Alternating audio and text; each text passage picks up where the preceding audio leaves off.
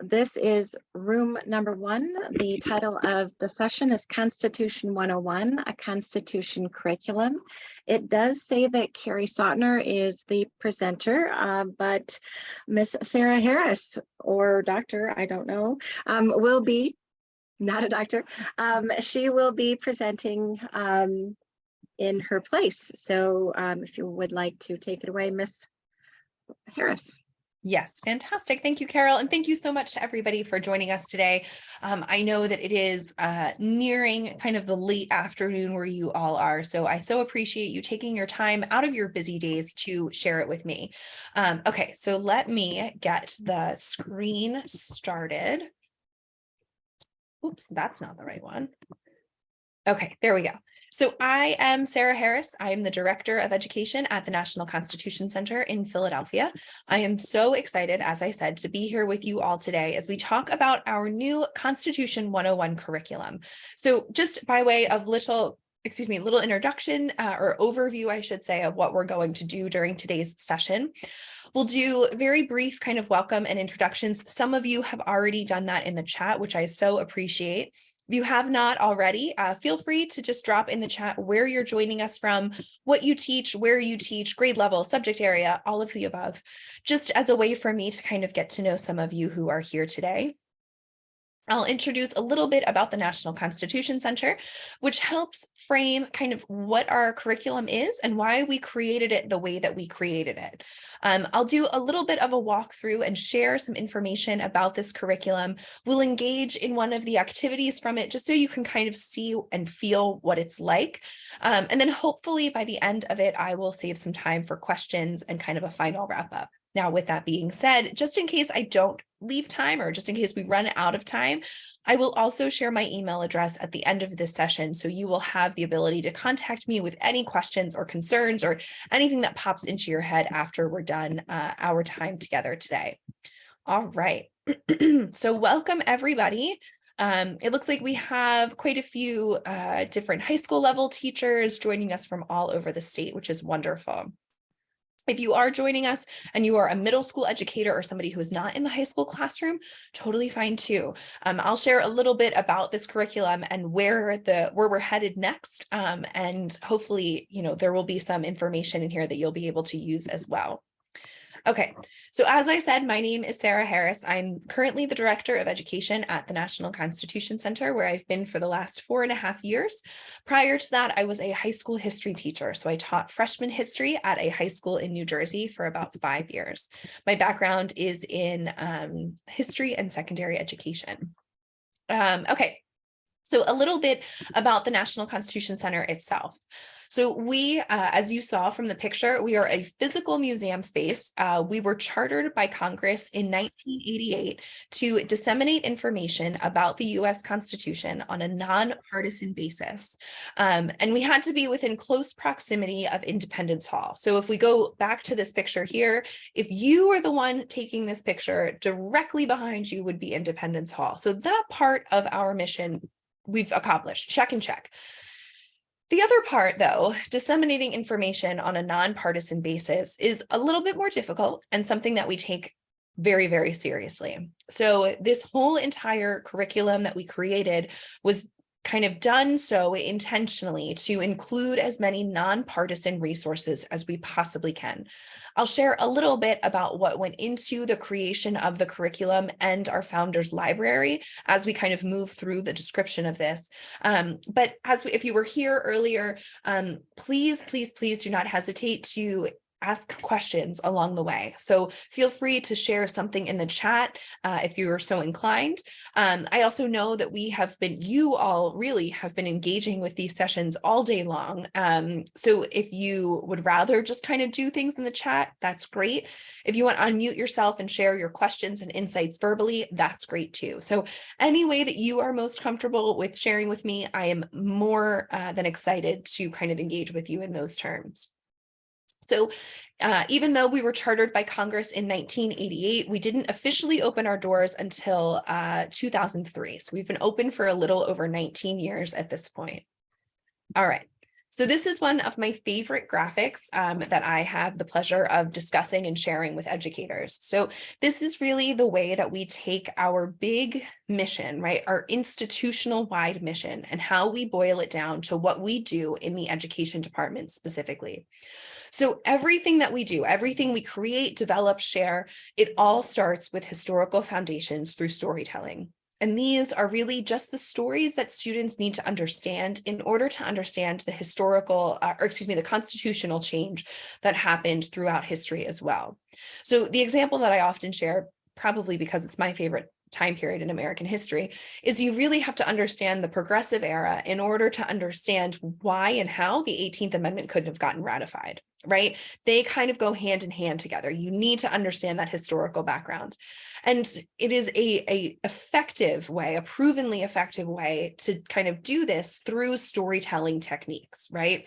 I dare say that very many of us have probably experienced the student who complains about how boring history is, right? I remember when I was in college and I told people that I was a history major, 9 times out of 10, they would apologize to me. And I said, I picked this. This is what I want. And it's because of those stories throughout history that really, get us excited to teach. So that's where we start all of this. And you'll see all of this incorporated in this curriculum as well.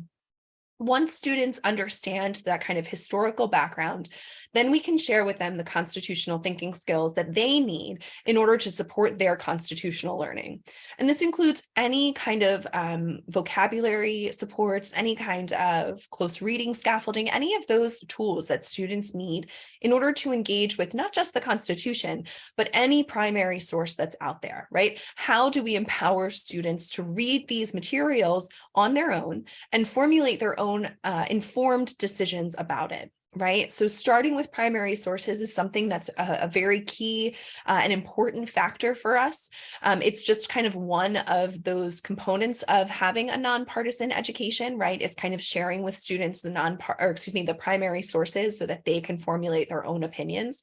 But in order to do that, especially with the Constitution, especially with any primary source that's written, in a time period before the students, we need to make sure that we're supporting them throughout that as well.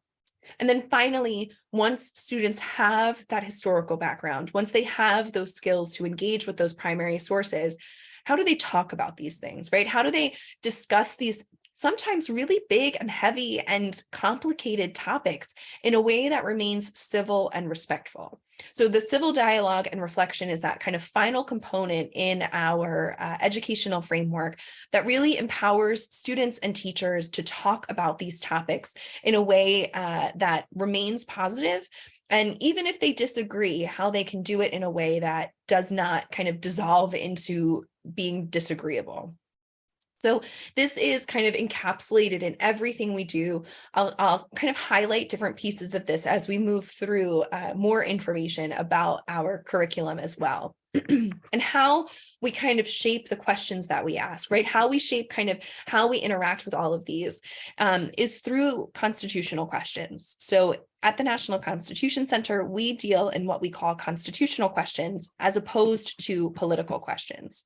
So one of the things that I neglected to say, and I will say it now because I'm going to ask for your participation, is I normally like to ask for a lot of audience participation during my sessions. Not the whole time, right? I understand that you are all kind of sharing your Saturday with me, but just in case there is somebody who would like to kind of share or participate in this way, I would love if somebody wanted to unmute their microphones and read for me the definition of a political question.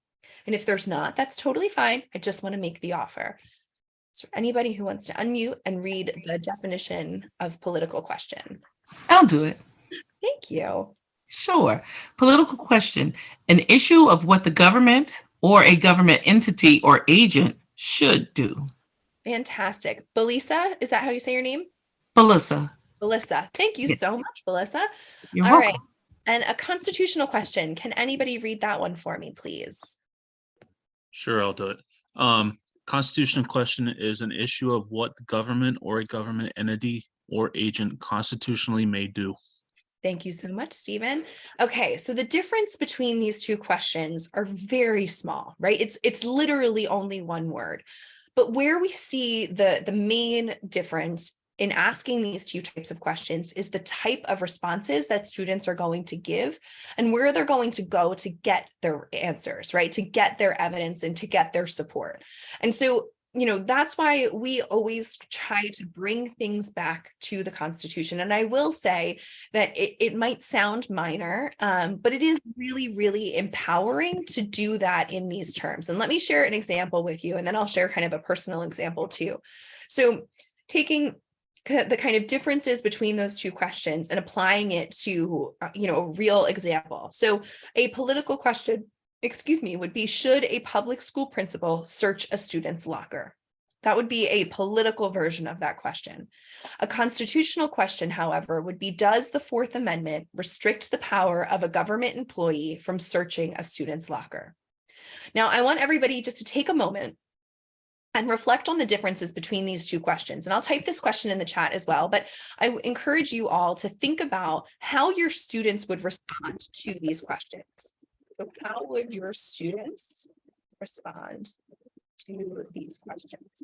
Would their responses be different? Which one would you want to introduce? How would you introduce it? Just kind of think about the differences in what this would look like in real life application. Okay, so Cornell says it depends. Absolutely. Tell me more. And again, feel free to unmute yourself or just share through the chat. I have my screen strategically laid out right now that I can see as much as possible. So yeah, okay, fantastic. What else? How might your students kind of respond to one or both of these questions?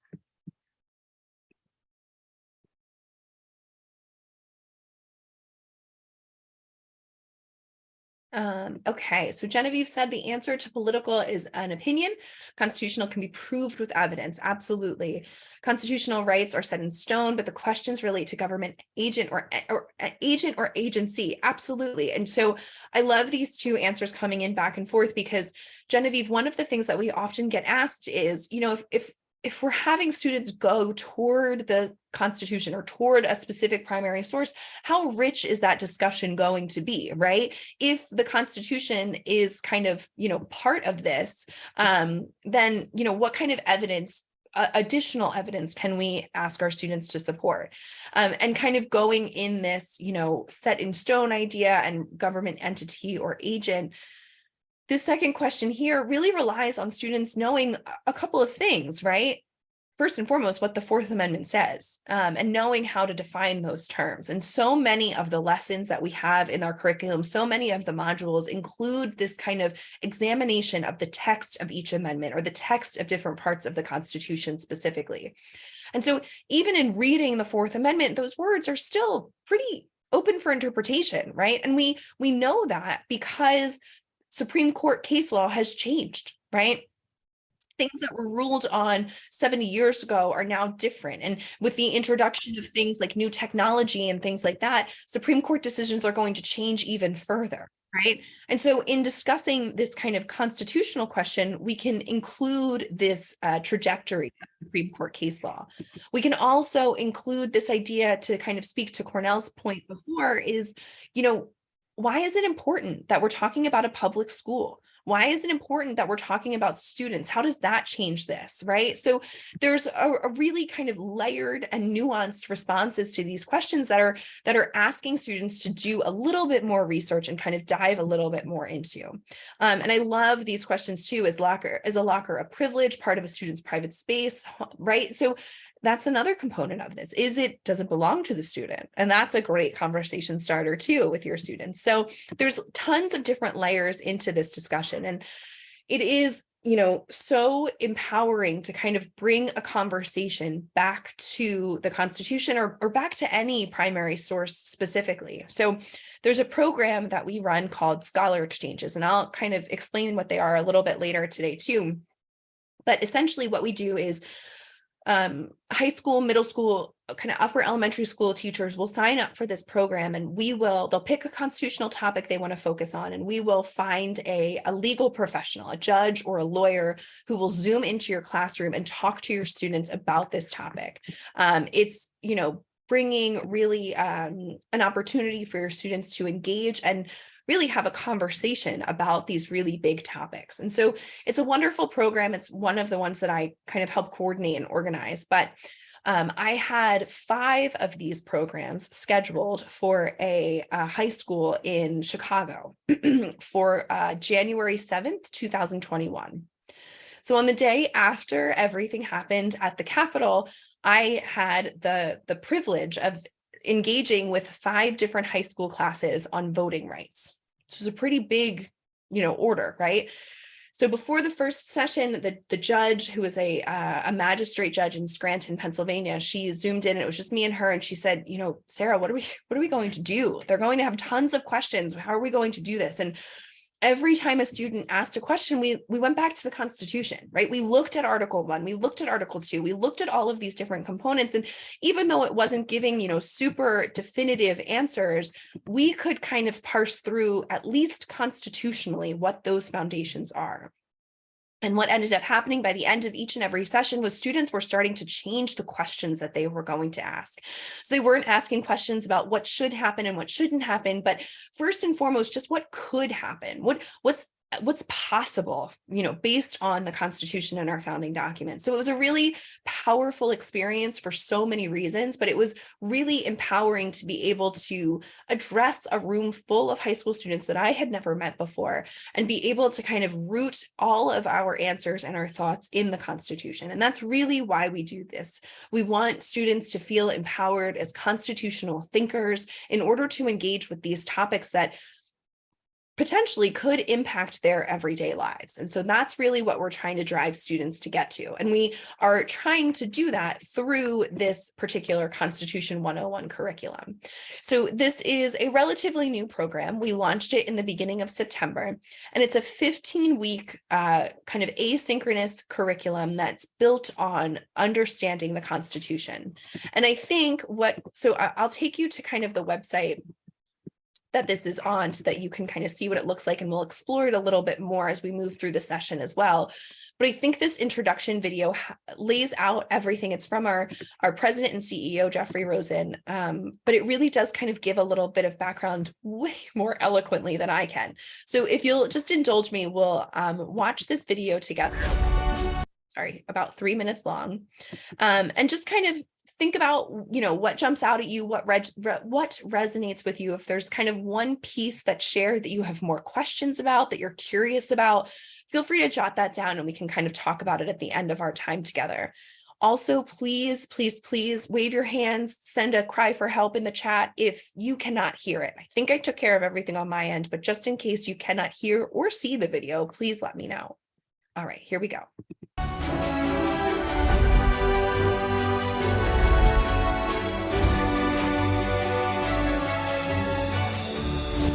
Hello, friends. I'm Jeffrey Rosen, President and CEO of the National Constitution Center, and I'm thrilled to introduce our new Constitution 101 course and our Founders Library of Historic Documents. This is our core curriculum, an introduction to everything you need to know about the Constitution. From the founding era to the Civil Rights Movement, it includes videos and primary texts selected by America's leading historians and law professors of all perspectives, 150 historic documents, and 50 landmark Supreme Court cases. It was an honor to work with my wonderful colleagues at the National Constitution Center in putting the Constitution 101 course together, and I can't wait to share it with you. Here's to all the light and learning we'll share together. In this course, we'll be nonpartisan, and we'll learn how to separate our political from our constitutional views. In other words, we'll ask not what we think the government should do, but what the Constitution allows or forbids it to do. And when you find yourself reaching constitutional conclusions that differ from your political preferences, you know that you're thinking like a judge or a constitutional lawyer. You're also educating yourself to exercise your important rights as well as responsibilities as a citizen and student of the U.S. Constitution. We'll begin the course with an overview of the text of the Constitution and the leading methodologies that judges use to interpret it. We'll explore the founding era, the Constitutional Convention, the ratification debates, the creation of the Bill of Rights. We'll look at key parts of the Constitution, including separation of powers, federalism, slavery in America, free speech, digital privacy, the battle for equality, and the story of voting rights in America. We'll also look at the arguments in landmark Supreme Court cases, both in the majority opinions and the dissents. And I always want you to read both the majority opinion and the dissent so you can make up your own mind. We'll learn how to analyze the arguments on all sides of constitutional questions. And we'll learn how to disagree without being disagreeable, practicing the habits of civil dialogue and respectful debate on which the future of the American experiment depends. Let's approach our learning together in a spirit of humility, recognizing that we have a right and a responsibility to listen respectfully to people who may disagree with us before making up our own minds. As Justice Oliver Wendell Holmes said, the Constitution is made for people of fundamentally differing points of view. All right. So like I said, just a really kind of eloquent way to describe and introduce this course itself before we kind of dive into it. So I want to, hold on, I have to move you all on my screen. So if there is anything, that jumped out at you, anything that resonated with you, maybe it's something in your curriculum that you teach that you love teaching about or particularly find struggling to teach about, right? Maybe it's something that you have been doing before that you kind of see reflected in what you just watched too. Any kind of connections or pieces of resonance that you see, please feel free to share that in the chat as well. And we'll kind of go into that. So instead of kind of showing you the slides about the curriculum, let's just look at the curriculum itself. So if you go to our website specifically, so this is our homepage. If you haven't been to our website in a while, I would encourage you to explore it a little bit more. We just recently, when we shared the curriculum itself, we also relaunched our website. And frankly speaking, our website was a really fantastic resource to use in its kind of older version if you knew exactly what to look for and exactly where it was. If those things were not true, it was very difficult to navigate. So we have since kind of redesigned it. So if you go to our homepage and click on education, and click on Constitution 101 curriculum, that's where you will find everything that we're sharing today. Everything that you see, that we kind of discussed today is found here. So there are 15 different modules, and they essentially kind of go in chronological order. Some of these questions, like when we talk about issues around the 14th Amendment and the 4th Amendment, there's not really a chronology that you can follow, but it starts with kind of civil conversations and civil dialogue. That really dives into understanding how scholars interpret the Constitution and how they've interpreted it throughout history. We move through the Revolution, the founding, the Constitutional Convention, ratification, and it kind of moves essentially, again, through constitutional history, moving through voting rights in America, the 14th Amendment, and finally ending with Article 5 and 27 amendments. Now, each and every one of these topics include kind of a similar structure and framework. So if we're clicking on 14th Amendment and clicking, on curriculum, there's learning objectives in each and every one. There's different warm-up activities. There's another kind of educational video for every single module that was created by Jeffrey Rosen as well. And for each of those videos, there's an engaging activity that corresponds with it. So we're not just asking students to watch a 10-minute video, there's an activity that goes along with it. We also have collaborative activities, so students have an opportunity to work with their classmates and peers, as well as do some individual reflection and brainstorming and things like that on their own. Now, the other thing that I want to highlight here is that in addition to kind of how everything looks here, you'll see that there's student instruction. So if you were to send your students here to kind of do this whole entire module start to finish on their own, they would be able to follow these instructions and complete these tasks. If you click on teacher notes, though, there's a couple more kind of deeper insights into how you could use these activities. So just a little bit of information of what to do during each of these, sample questions to ask, and things like that as well. It's also important to note here that even though as an education department, we are full of teachers, right? We have educators who were in the classroom, educators who were in kind of non-traditional education and things like that. We also didn't want to create this just from our own experiences. So everything that you see in all of these modules, there was teacher voice throughout the development process. So we worked with members of our teacher advisory board to help us shape what's here and kind of create the curriculum itself.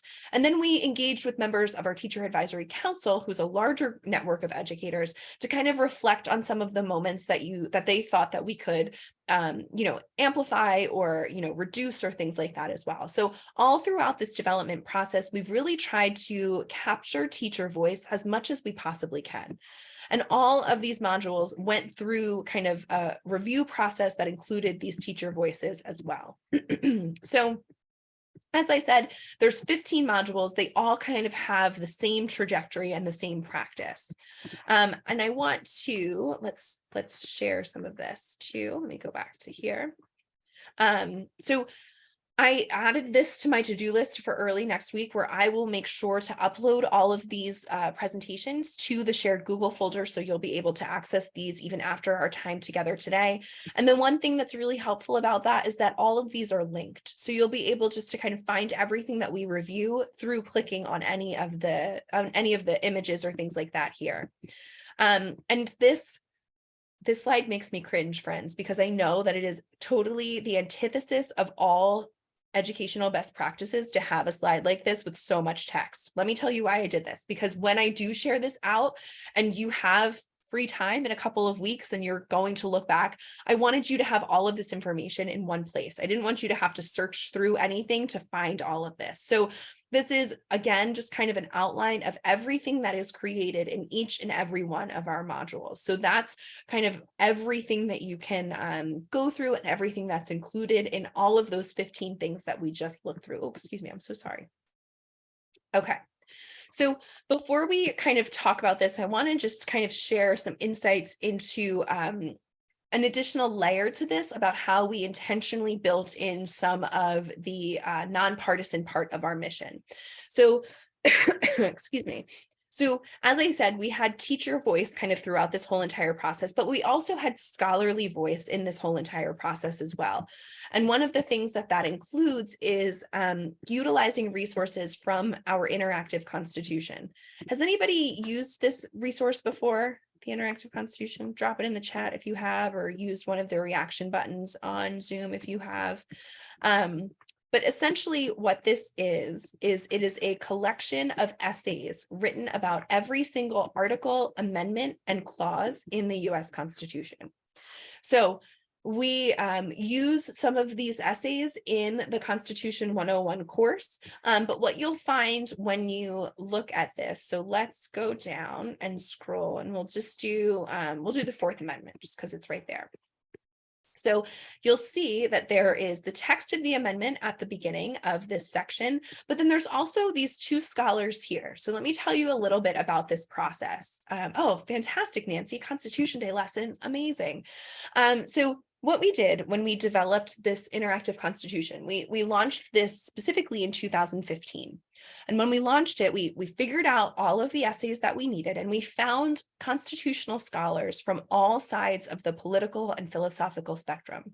And we matched them up based on their ideals, but also based on their areas of expertise. So these two particular scholars have, expertise in the Fourth Amendment. What we told them was, you need to sit down together and write one essay that includes everything about this amendment that you agree on. So this common interpretation essay is everything that these two scholars agree on in regards to the Fourth Amendment. We then say, okay, wonderful. Now you can both separate and you can write your own respective essays that covers everything that you might disagree on. So these scholars had an opportunity to collaborate and come to consensus, but then they also had an opportunity to create something that highlighted their own individual viewpoints based, again, on their scholar or on their constitutional interpretations. So what we have in the Interactive Constitution is a collection of nonpartisan resources on every single part of the US Constitution. Now, this aligns very nicely because our Constitution 101 curriculum is currently written for high school students specifically, and I promised that I would talk about middle school students as well. Full disclosure, friends, we've now known each other for 15 minutes or for 30 minutes, so I feel like we can, be real with one another.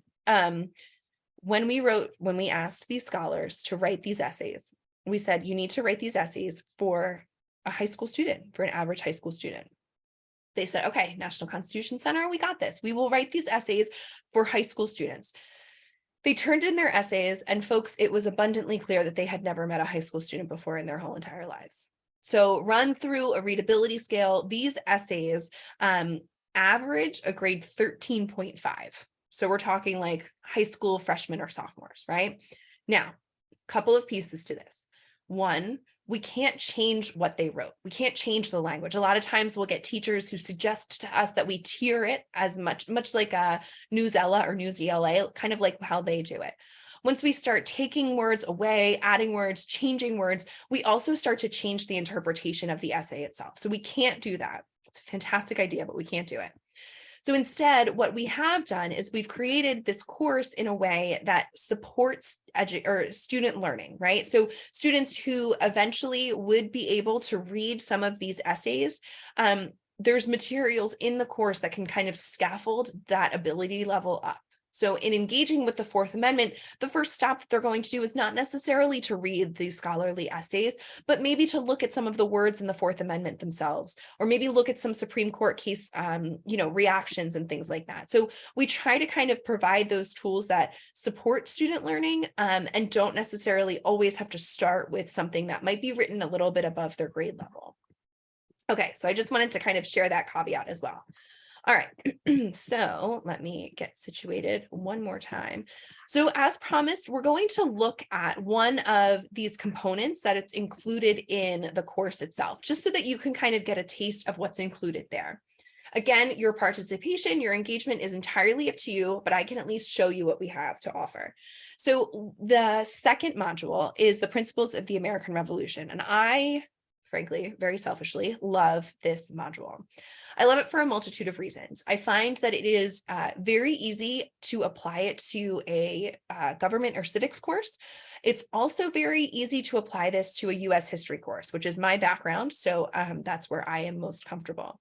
I've also had teachers engage with this material for something like a world history course where they talk about things like Enlightenment thinkers, where they talk about different constitutions throughout history or different founding documents throughout history.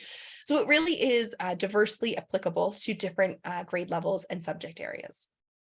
And the things that we focus on for this particular module is we identify 3, sometimes 4, sometimes we'll throw the social contract theory in here too, principles of the American Revolution, and they are popular sovereignty, natural rights, and rule of law. So one of the things that I really like about this module as well for all of my middle school or upper elementary school friends who are joining us is that more times than not, I know that these words can be very big and daunting for some students, but with the proper supports and with those proper definition support, students can engage with these ideas in a really meaningful way. I did a professional development session with middle school educators, and they all assured me that their students love learning about rule of law, which is amazing, right? So these ideas and concepts are very easily translatable into different grade levels and things like that. I will also say, because I don't want to forget to say it, as I mentioned before, this course specifically is written for a high school grade levels, but we are within the next kind of 18 months to 2 years working on a middle school version of this. And one of the reasons why it's so important to us that we take our time to do that is because we are of a very strong belief that middle school is not just high school light, that middle school learners have their own unique needs and strengths. And so we really want to devote the time and energy into adapting the program to fit their needs in the best way possible. So we are kind of going through different kind of revision processes. For some of these modules, we might start from scratch in creating something that's more appropriate for middle school learners. So it's really important to us that we engage with educators with middle school backgrounds and things like that to make sure that we're providing the most meaningful resource as possible. So that's why it's kind of taking us a little bit of time to do, and it's mostly because we really want to make sure that we're doing it right for our middle schoolers. Okay, so here's the activity I'm going to ask you to do. In the chat, I am going to send a link for a Google slide. This is going to ask you to, there should be two things that happen when you click on this link. You should be forced to make a copy, and you should be able to edit this. Okay, so if both of those things are true, amazing. If one or neither of those are true, please feel free to send it in the chat so that I can fix that mistake. So here's one of the activities that we do, and this is, again, particularly available, particularly open for middle school learners as well, which is why I chose this one to do. So what we do in this activity is we look at the text of the Declaration of Independence and the preamble to the Constitution and highlight the areas where we see these big ideas. So popular sovereignty, does anybody want to read this definition for me? I've been talking for a really long time.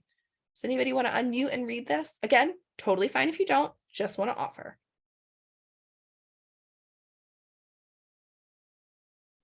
Okay, I'm going to read it. If you want to read any future ones, if you're getting tired of my voice, just unmute and interrupt me, and that'll be fine.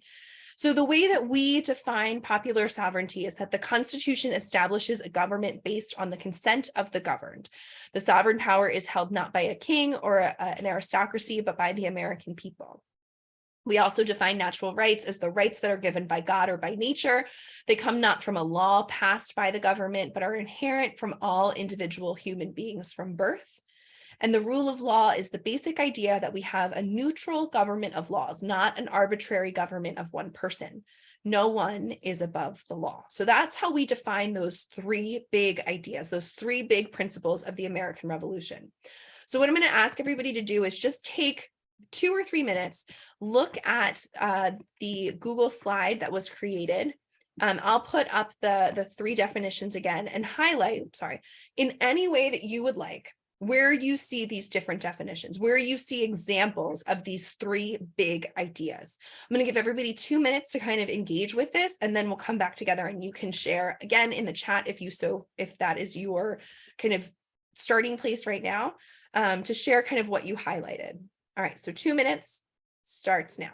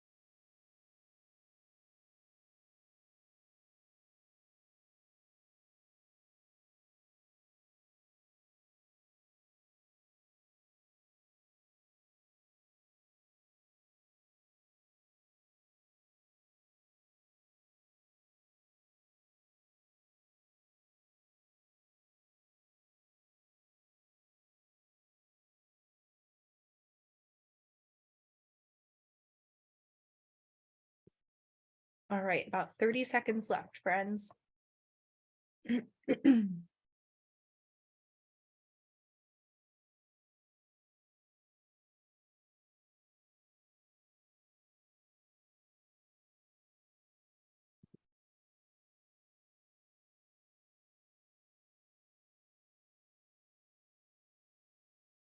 Okay, so as everybody is starting to finish up, I'm going to put the slide up on the screen so we can go through it together. All right, and a couple of you have already shared some ideas in the chat, which is fantastic. Keep them coming if you are so inclined, or unmute yourself and share verbally. So we have natural rights is life, liberty, and the pursuit of happiness. Amazing. So we have this as natural rights. Let's pick a color. Natural rights can be purple. Genevieve said popular sovereignty, deriving their just powers from the consent of the governed. All right, that's amazing for popular sovereignty. We'll do that in green. Oops, I forgot the D there, didn't I? And then Genevieve also said natural rights is life, liberty, and the pursuit of happiness. Fantastic. So popular sovereignty is the entire preamble, and that's amazing. Yes, absolutely. Constitution is natural rights, secure the blessings of liberties to ourselves. Amazing. We are all equal and must obey the laws because we all have one creator, says Laurie. Amazing. So if we go here to okay, so secure the blessings of liberty to ourselves is natural rights. We haven't done that one yet, right? Oh, we did. That one's purple. Okay, awesome. And then popular sovereignty is just all of it. Rule of law, equal and must obey the laws. Absolutely. So this kind of idea that's encapsulated in all of this is that we are all equal. Let's go back to here. All men are created equal. And that one, as Laurie said, is part of rule of law, which is fantastic. And Cornell, I love this question. The creator is such an outdated thing, right? Who created whom in this case? And I think that's one of the things that's really important. And everything that we highlight is that it's kind of by God or by nature, right? That this is kind of the language that the framers would have used, but that, you know, their own kind of religious backgrounds and things like that were so kind of open and you know, interesting and complicated and things like that as well. Rule of law, we have a problem with this right now, period and question mark. I love that is there for sure. And so that is a wonderful kind of conversation starter, right? So what are some examples of rule of law that we see in the real world, right? We have the most common example, like impeachment, right? That's a really kind of clear-cut example of rule of law, that regardless of the position of somebody, that they are all accountable to what the Constitution says, to what the law says, and things like that as well. And so that's a really great way to kind of start that conversation of where we see this not just in some of these old documents, but also playing out around us in our lives today. And so this is a wonderful opportunity. This activity in and of itself is a fantastic way to kind of give some really specific connecting points to those definitions that we saw in the PowerPoint, right? So kind of application of these big ideas in those different documents that we see. We're also encouraging students to find evidence to support, right? And we're doing so in such a way that is small enough for students who maybe have, you know, some issues with that, or maybe it's their first time kind of doing that. But, you know, it is big enough where it's kind of open enough for interpretation. So students are able to kind of apply their own knowledge, but it's really in an accessible way. So that's kind of why I like to show that particular activity in and of itself. But if we were to go into the module here, we'll see that in addition to this type of activity, there's also, you know, resources that engage with paintings and photographs and speeches and things like that too. So we're trying to rely on not just, you know, one type of primary source, but to include multiple learning modalities for our students. In addition to, and we kind of saw a little bit of this in the video, in addition to this kind of curriculum that we created, we also at the same time created this founders library. And so I'm going to show you that right now as well. So if we click on, again, so I'll show everybody how I just did that. So on our homepage, we click on the Constitution and we click on Historic Documents Library. Here you'll see a collection of primary sources by era. So let me tell you a little bit about this particular resource. So as we were creating the curriculum, it became clear that we were kind of also collecting all of these primary sources. And so it was important to us to be able to share these primary sources with teachers. It's something that we've heard time and time again from educators, that they want more engaging primary sources.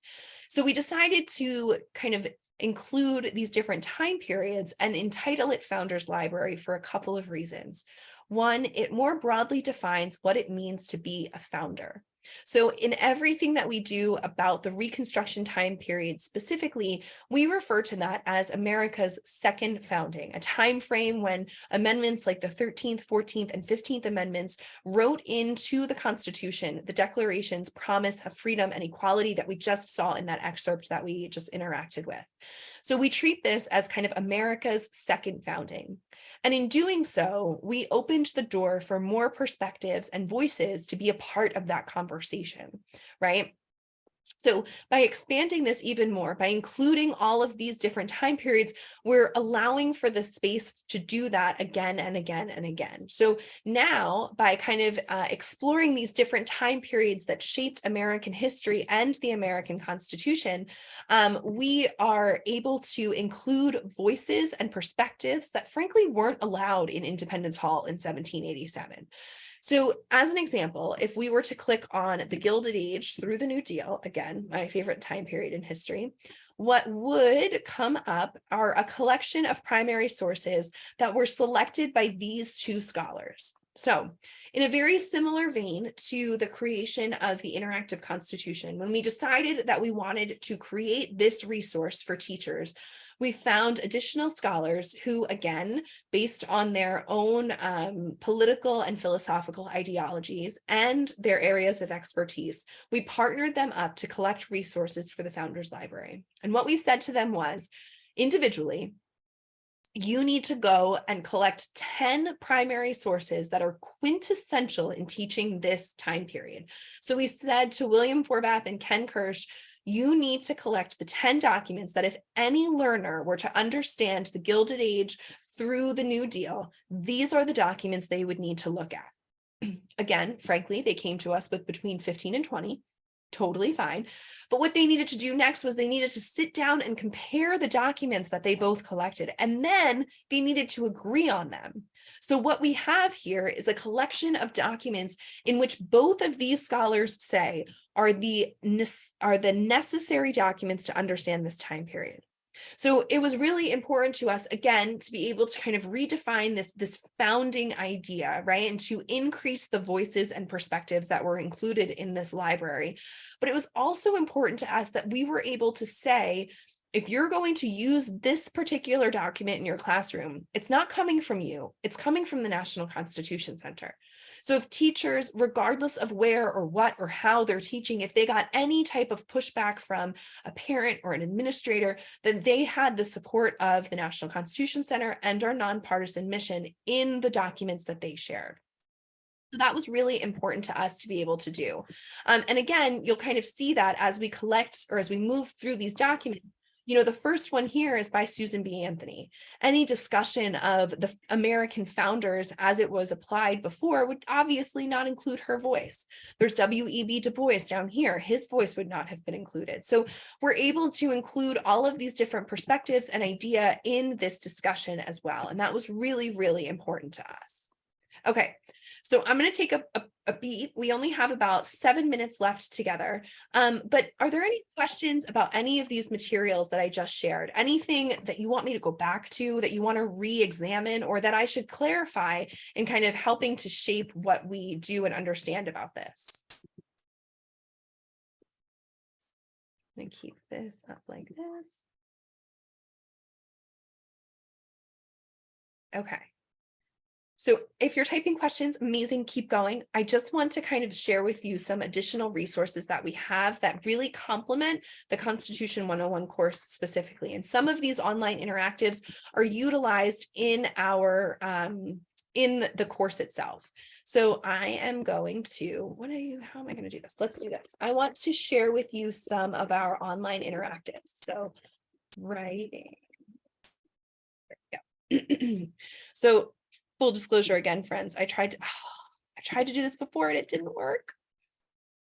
That's a real bummer. Okay, let me tell you about this, and then let me show you another one.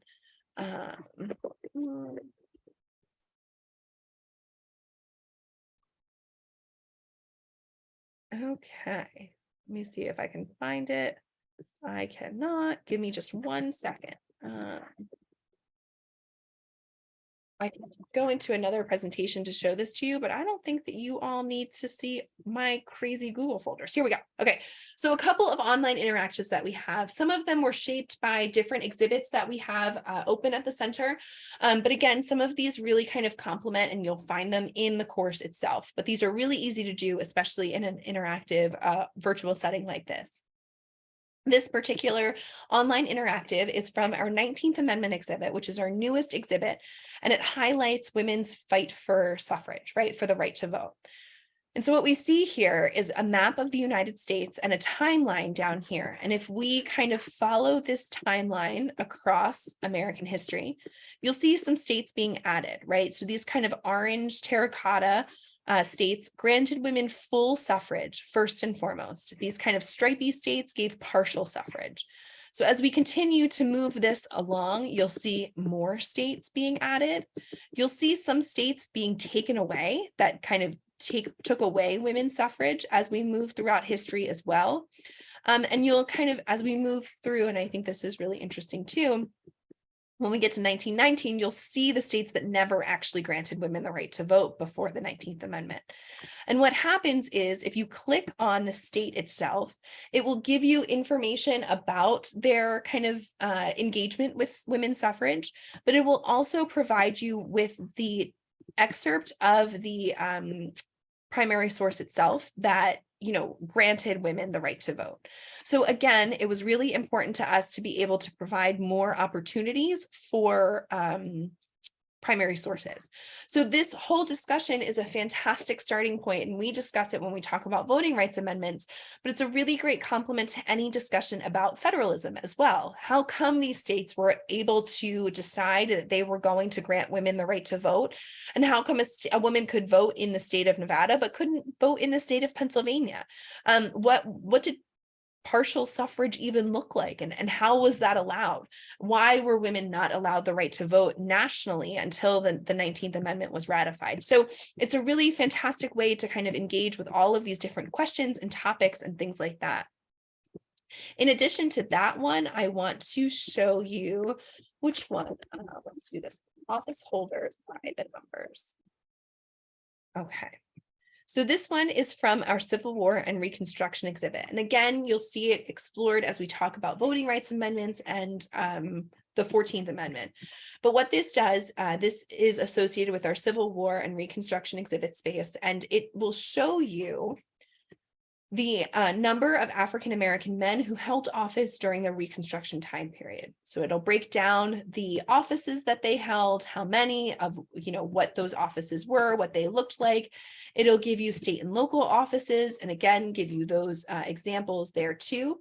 And then it will also give you some, biographical information about some of these men too. So again, some primary sources, some ways to kind of start a discussion with your students as well. And what it really does too is provides a really great kind of supplemental activity. If we're moving through the course and you have a student who's done earlier, just some resources for them to explore and engage with that allows for them to kind of connect to the materials that they're learning, but it's kind of still a supplementary topic or resource. So I just wanted to make sure that I highlighted those two interactives as well. The other two that weren't working are among our kind of original online interactives. They are Writing Rights and Rights Around the World. I'm not sure if anybody has had the opportunity to engage with those before, but they essentially Writing Rights tracks the sources that James Madison used when creating the Bill of Rights. So you can kind of explore what he used as kind of resources and, kind of what he looked toward when creating them. And then Rights Around the World is a map of the world, and it shows you the different countries that have the same rights that we do that are enshrined in our Constitution. So it's a really great kind of conversation starter about what different countries have in their founding documents and what they really kind of allow for in their countries as well. Okay. So with 1 minute left, I want to share just my contact information.